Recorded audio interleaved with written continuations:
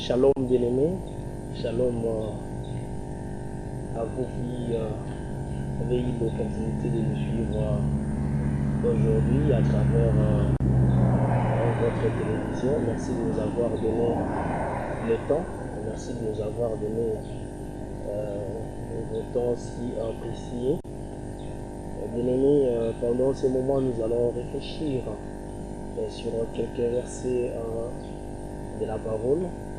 Là où vous êtes, je vous invite à lire avec nous dans le livre de Luc, chapitre 4. Nous allons commencer par le 17e verset. Je lis rapidement. Nous allons faire une exhortation.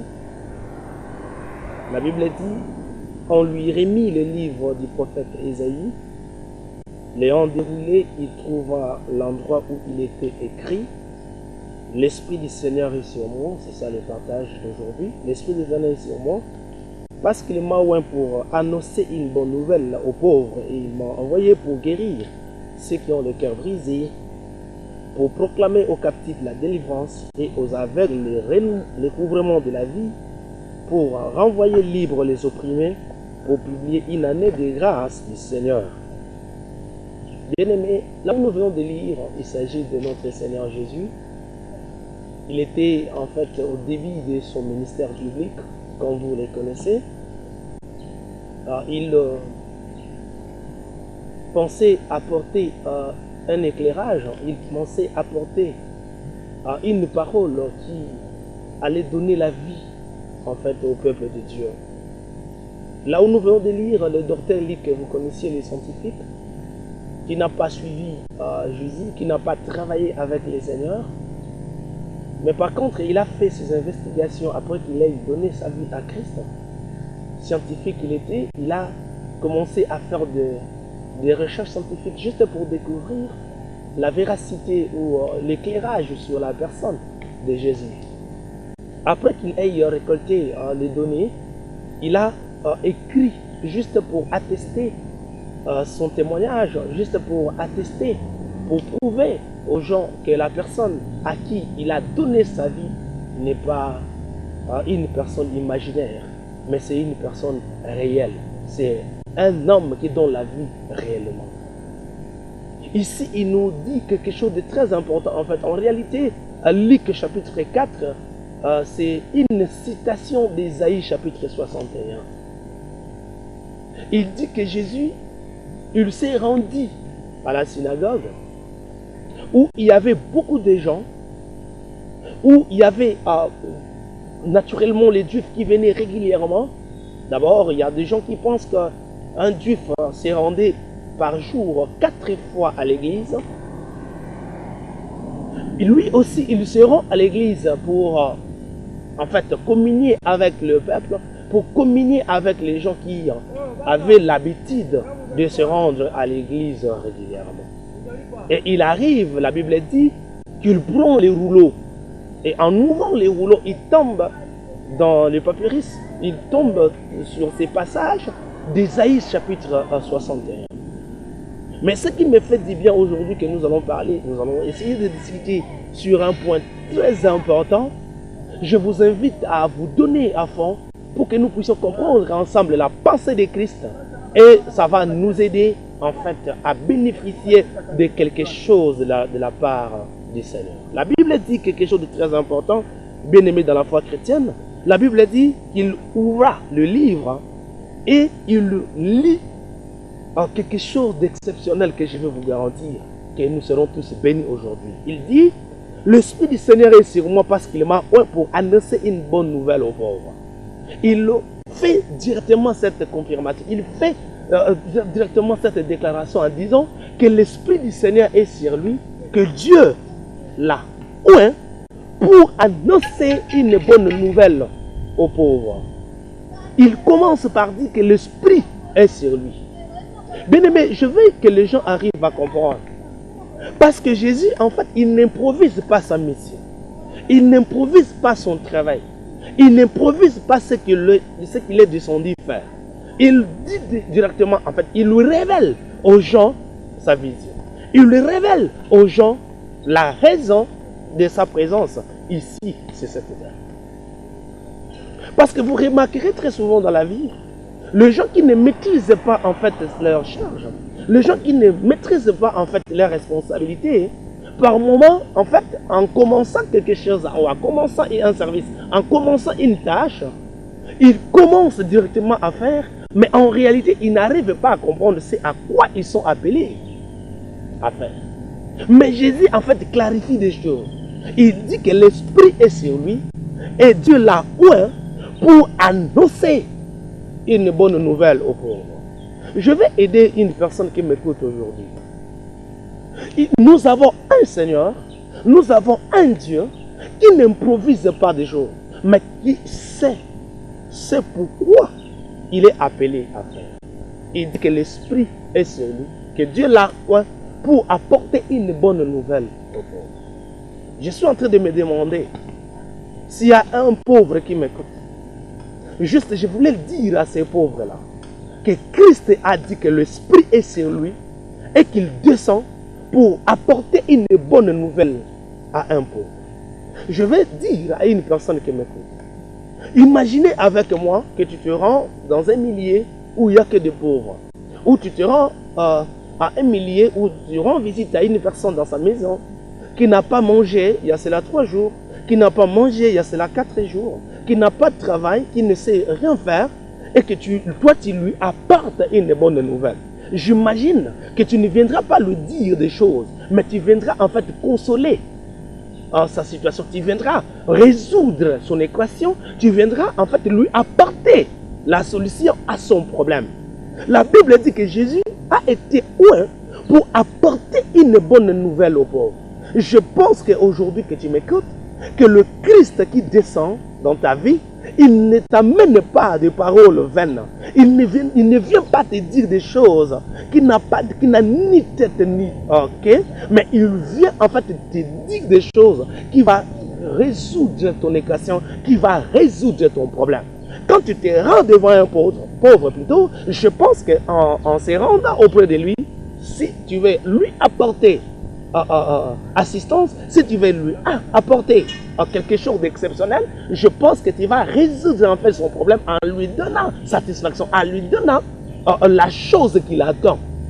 La Bible dit que Jésus lui-même dit qu'il a été oint juste pour nous donner une bonne nouvelle. Je pense qu'aujourd'hui, il descend pour te donner une bonne nouvelle. Je pense qu'aujourd'hui, après la fin de cette prédication, je pense que Dieu viendra te consoler, viendra enlever le larme qui coule sur tes joues. Il viendra en fait te donner la joie, la paix que tu as tant cherché. Il descend pour te donner la paix. Il descend pour te donner la joie. Bien-aimé dans la foi chrétienne, je veux que les gens arrivent à comprendre parce que c'est très important pour toi. Peut-être que tu peux me dire, pasteur, il y a longtemps que je suis dans ces démarches. Il y a longtemps que je suis allé rendre visite à X ou Y personnes. C'est ce que je fais chaque jour. J'ai consulté tel médecin, j'ai consulté tel pasteur, j'ai consulté tel je ne sais pas qui. Mais je vais dire à une personne qui m'écoute, oui, c'est pas mauvais de consulter un médecin, c'est pas mauvais de consulter un avocat, c'est pas mauvais, mais est-ce qu'il en a été comment dirais-je, il en a été choisi pour le faire. Est-ce que la personne que tu consultes, la personne que tu rends visite aujourd'hui pour qu'il t'apporte assistance, est-ce qu'il en a été désigné? C'est ça en fait là où je voulais dire. Est-ce qu'il en a été désigné? Parce qu'ici, en fait, le Christ n'improvise pas des choses, mais il dit qu'il a été oint pour ça. Je vais aider une personne à comprendre. Lorsqu'on dit qu'il en a été oint, ou il a été oint pour quelque chose, pour une tâche, ça signifie qu'il a été désigné pour cela. Je vais dire mieux. Lorsque la Bible dit qu'il a été oint, ça veut dire qu'il a été choisi pour cette tâche. La Bible dit si la Bible dit qu'il a été oint, ça sous-entend il en a été choisi, désigné, mais il a aussi reçu des facultés, il a reçu des moyens, il a reçu la puissance, il a reçu le pouvoir pour résoudre les problèmes qui se présentent. Parce que tu peux me dire que tu as fréquenté tel pasteur, il t'a dit des choses, mais il ne t'a pas donné la solution. Ce qui est réel, est-ce qu'il a été choisi pour ça? Parce que je sais, aujourd'hui, les gens cherchent en fait la délivrance partout. Hein. On se rend partout pour chercher la délivrance. On se rend partout. Les gens font des kilomètres de voyage pour chercher la délivrance. Bien aimé, c'est bien de chercher la délivrance. Est-ce que nous cherchons la délivrance auprès de la personne qui en a été désignée? Est-ce que nous cherchons la délivrance auprès de la personne qui a cette faculté? Non, je vais dire bien, qui a cette don, à qui Dieu a confié cette responsabilité? Dieu dit quelque chose de très important. Il dit que l'Esprit est sur lui. Bien-aimé de Dieu, il commence par dire que l'Esprit est sur lui. Ça dit simplement pour dire qu'il ne travaille pas seul, mais il travaille avec l'Esprit du Très-Haut. Il ne travaille pas seul, mais il travaille avec l'Esprit du Très-Haut. Bien-aimé dans la foi chrétienne, je t'amène une bonne nouvelle aujourd'hui. Ce qui te dérange, lui, il a reçu le pouvoir pour te donner la solution. Il dit que l'Esprit est sur lui. C'est-à-dire, c'est pour nous qui sommes pauvres aujourd'hui. L'Esprit est sur lui. C'est pour nous qui plairons aujourd'hui. L'Esprit est sur lui. C'est pour nous qui ont des soucis, qui ont des problèmes aujourd'hui. Nous avons quelqu'un qui a été désigné. Nous avons quelqu'un qui a été choisi. Nous avons quelqu'un qui a reçu le mandat. Lui, il a reçu le mandat. Il n'improvise pas des choses. Mais il a reçu le mandat pour nous donner la paix, pour nous donner la joie. Et je crois, et je prophétise, et je le déclare. Aujourd'hui, il a reçu quelque chose de la part de Dieu pour nous donner la paix, pour nous donner la joie. Il est là, il descend pour nous réconforter, il descend pour nous donner la paix. Mais la Bible ajoute quelque chose de très important que je vais partager avec toi, parce que c'est très important, bien-aimé. La Bible a dit au verset 19, pour proclamer aux captifs la délivrance. C'est-à-dire, il a reçu une portion, il a reçu un pouvoir pour proclamer aux captifs la délivrance. Qui est captif? Qui est bloqué? Qui pleure chaque jour? Parce qu'il y a quelque chose de spirituel qui le dérange, qui pleure, parce qu'il y a un esprit diabolique qui en fait dérange sa vie. Il n'arrive pas à s'en sortir. Il n'arrive pas, bien-aimé de Dieu, à sourire. Il n'arrive pas, bien-aimé, à parler comme les autres parlent. Pourquoi? Parce qu'il est opprimé. Il est dérangé. Il est captif. Il n'a pas de liberté. Il est emprisonné. Il n'arrive pas. Il n'arrive pas à parler. Pourquoi? Parce qu'il est captif.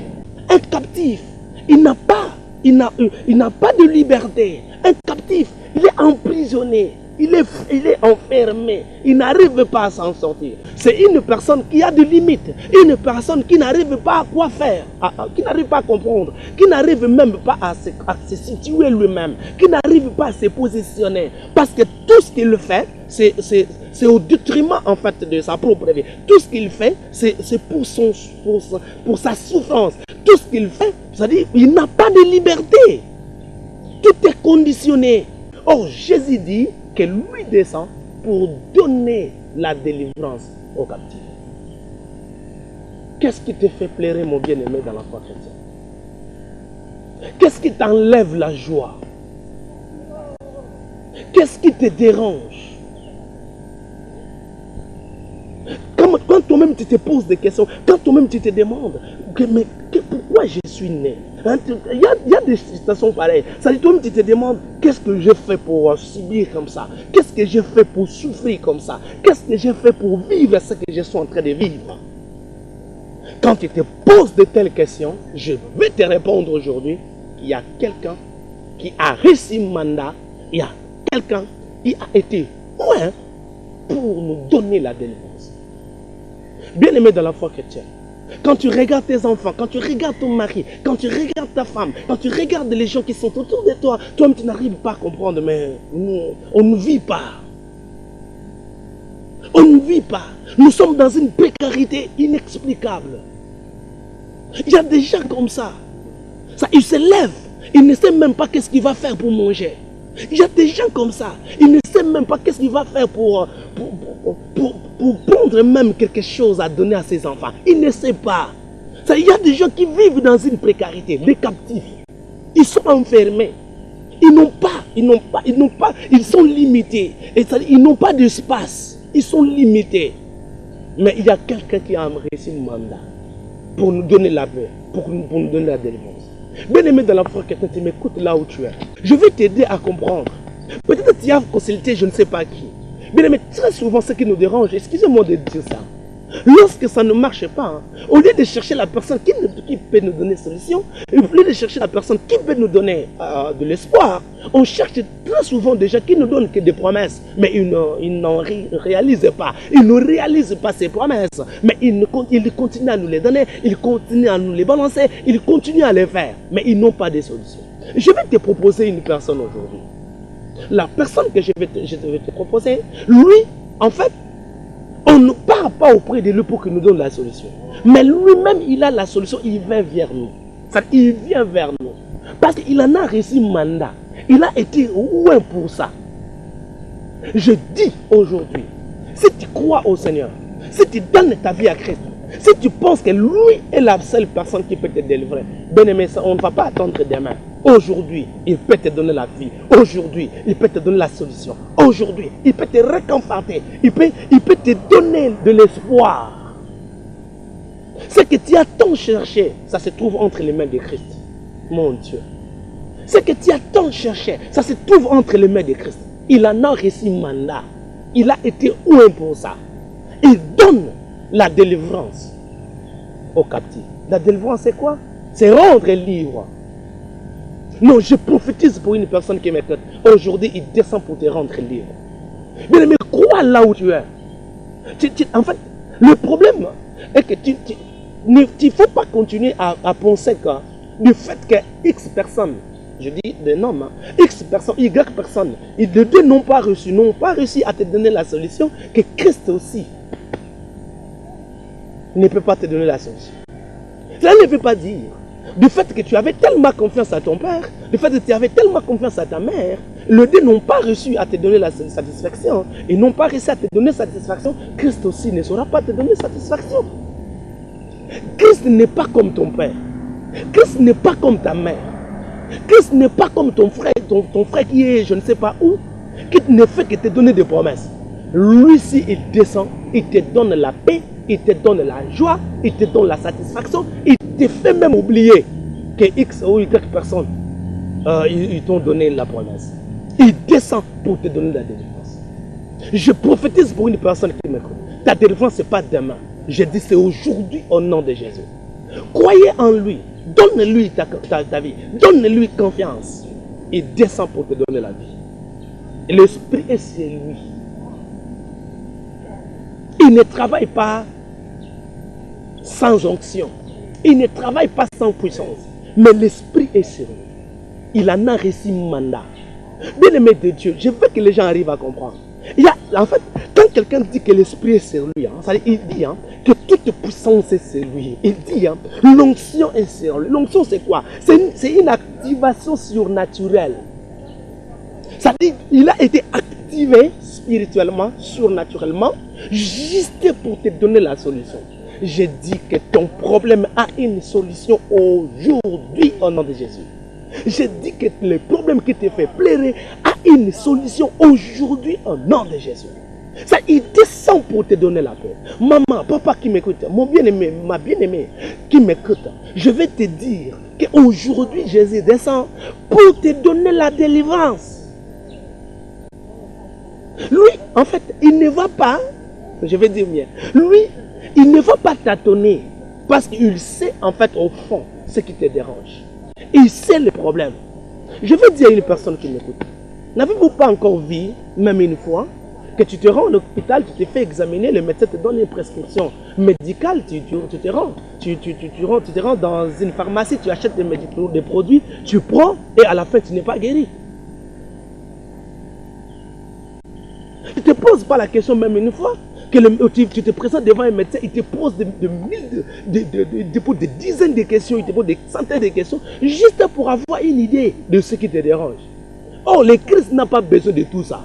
C'est ça en fait la différence entre le Christ et le médecin de ce monde. Lui, il n'a pas besoin de tout ça. Parce qu'il sait au fond, il sait vraiment à fond, il sait ce qui te dérange. C'est-à-dire quand tu viens, il va toucher directement à la source. Bien-aimé, je t'invite aujourd'hui à regarder plus le Christ. J'imagine une fois, la Bible dit que Jean et Pierre se rendaient au temple. En se rendant au temple, il y avait une personne qui était malade devant la porte. La personne, en voyant Pierre et Jean, il leur demande l'aumône. Il leur dit de leur donner quelque chose. Pierre dit quelque chose de très important. Pierre dit, nous n'avons rien, c'est-à-dire nous n'avons pas de l'or, nous n'avons pas de l'argent pour te donner. Mais ce que nous avons, c'est-à-dire la partie spirituelle. Parce que si nous n'avons pas la partie physique, c'est-à-dire l'argent que tu nous demandes, le monde que tu nous demandes, si nous n'en avons pas, mais nous avons la partie spirituelle. Il a dit que nous n'avons pas l'or, nous n'avons pas l'argent, mais ce que nous avons, c'est-à-dire la partie spirituelle, nous te donnons, lève-toi et marche. La Bible dit que la personne s'est levée. Très souvent, nous demandons à Dieu des choses qui vont nous satisfaire que pour le présent. Je vais dire, c'est-à-dire, nous demandons à Dieu des choses qui, en fait, qui vont nous donner satisfaction, mais aujourd'hui. Mais nous ne demandons pas des choses à Dieu qui vont nous donner satisfaction pour la vie. Ça, lui, il demandait l'aumône, mais Dieu ne lui apporte pas l'aumône, mais Dieu lui apporte le pied qu'il manquait. Je dis à une personne qui m'écoute, du fait que tu es là, tu nous écoutes, que Dieu t'amène, que Dieu te donne exactement la chose importante de ta vie. Qui ne te donne pas de superficiel, mais qui te donne des substantiels. C'est des choses plus importantes. Des choses en l'obtenant, quand tu vas l'obtenir, que cela change ta vie. Ta vie, que je dis que cela change ta vie. Je prophétise pour une personne qui m'écoute. Je ne vais pas attendre demain. J'implore la grâce de mon Dieu qui te donne satisfaction aujourd'hui dans le nom puissant de Jésus.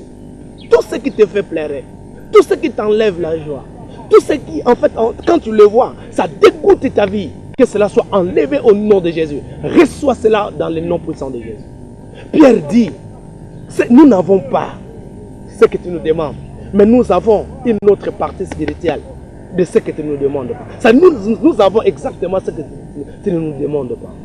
Que Dieu te donne ce que tu ne demandes pas. Reçois ton mariage, reçois ton travail, reçois ton enfant. Que Dieu te donne ce que tu ne demandes pas. Que Dieu te donne exactement ce que tu ne demandes pas. Dieu ne va pas attendre demain. Aujourd'hui, il descend pour te donner la vie. Aujourd'hui, il descend pour te donner la paix. Il dit que l'esprit est sur vous. Oh non, je dis à une personne qui m'écoute, il y a des gens qui ont reçu une portion de la part de Dieu. Il y a des gens ici, dans notre pays, qui ont reçu une portion de la part de Dieu. Ils ont été choisis pour cela.